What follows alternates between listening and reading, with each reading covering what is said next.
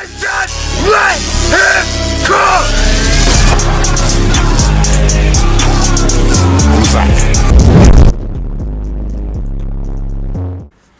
What's poppin', people? My name is Duckhead, and today I'd like to discuss Hen's Dead by Daylight's tweet, where he said that both Grim Embrace and Pain Resonance should deactivate once one survivor dies. They are there to incentivize splitting pressure, but totally fail at doing that because they are still insane after tunneling one survivor out. I really hope this changes on the live release. And then he went on to say, everyone will run those two perks together once this hits live servers, by the way. Okay, so first of all, I'd like to say that I disagree with what he said, and I'm going to explain why I disagree with what he said. This tweet doesn't take into account the duality of Dead by Daylight. And what I mean by that is you are either going to tunnel a survivor out immediately near the start of the match, or you're going to have 8 hooks at one gen. You finally get your 9th hook, and then one survivor dies, and it's a 3v1, but there's only one gen left, and those gens are spread the fuck out. If you're lucky, they're 3 gen. That's the duality of Dead by Daylight. And to be honest, usually your games don't fall on either one of those extremes. Usually is somewhere in the middle. Usually, even though lately as a killer, it's been feeling like goddamn all my games have been fucking one at fucking one gen with me stressing myself the fuck out. But anyway, usually it's kind of a gray area. And I completely resent the notion that just because one of you dies on the survivor side, I should be made weaker. I completely resent that notion. And this is the reason. I can't tell you how many times I have gotten motherfuckers dead on hook, like three people dead on hook, and I can't seem to kill one person, and they keep it a 4v1 until one gen is left. And if I now lose 2 of my best gen slowdown perks simply because one of you dies, that sounds completely unfair. It sounds completely unfair. And this tweet kind of makes it, and I'm talking about the highest level of Dead by Daylight. This tweet kind of makes it seem like it's like easy to tunnel out a survivor. It's easy to fucking do it. If a survivor doesn't want you to tunnel him out, they have a lot of tools in their arsenal to keep you from doing so. They have Decisive Strike. No matter how good or bad you think that perk is, they have Decisive Strike. They have Off the Record. They have many tiles around the map. They can still loop you. They can still do certain things. They have body blocking teammates. Like if a survivor doesn't want to get tunneled out of the game, they have tools at their arsenal to keep that from happening. So it's not as easy as this tweet makes it seem to tunnel a survivor out of the game.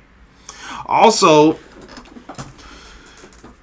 this tweet is not considering the highest level of Dead by Daylight.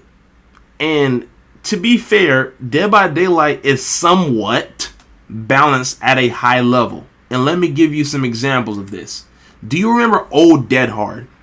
Old Dead Hard, used at its lowest form, at its most novice form, was you're out in the middle of the open, a killer's behind you, you're injured, you're locking fucking eyes with the killer, letting him know, okay, I have fucking Dead Hard. He comes close to you, you dead hard his swing, or he waits you out, you dead hard, and he hits you anyway. That's the lowest level of Dead Hard. But if survivors were using Dead Hard like that across the board, then they would have never nerfed that perk. But the way survivors use that perk at the highest level, they dead hard at the pallets, they dead hard at the windows, they dead hard to extend loops, they use dead hard in these devious fucking evil ass ways. Which is why they nerfed the perk, because at the highest level, Dead Hard was fucking busted as all hell. And it actually nerfed the perk 2 times. They nerfed the perk 2 times, bro. That's how broken it was. Also, Circle of Healing. It is incredibly strong to give survivors access to essentially a little bit worse medkit for free. They just go fuck off to an area of the map, and they can heal in that area of the map, and you can't really do anything unless you go over there and contest it. But you still have to worry about all these gens as a killer. And they can have that shit in the most obscure area and they can keep healing for free infinitely. That was busted at the highest level. At the lowest level, it didn't really fucking matter. But at the highest level, that shit was busted. Also, base kit unbreakable. Do you remember how the devs were talking about they wanted to give survivors base kit unbreakable to fix slugging? In the community, people who were intelligent, at least in the community, they said you can't give a survivor base kit unbreakable because that shit is fucking busted. That shit is broken as all hell. If you give survivors base kit unbreakable, that's going to make the game way too survivor sided, which is already slightly survivor sided anyway as it is right now.